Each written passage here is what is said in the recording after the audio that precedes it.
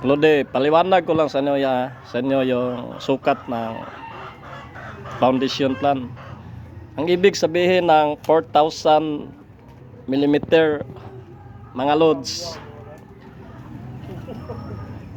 equivalent sa 4 meters na loads. Yan ang tamang sukat.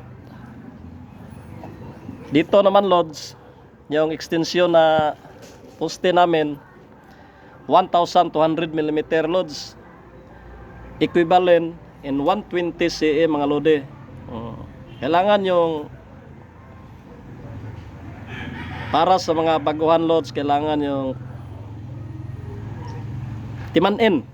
Timanin ninyo mga lode.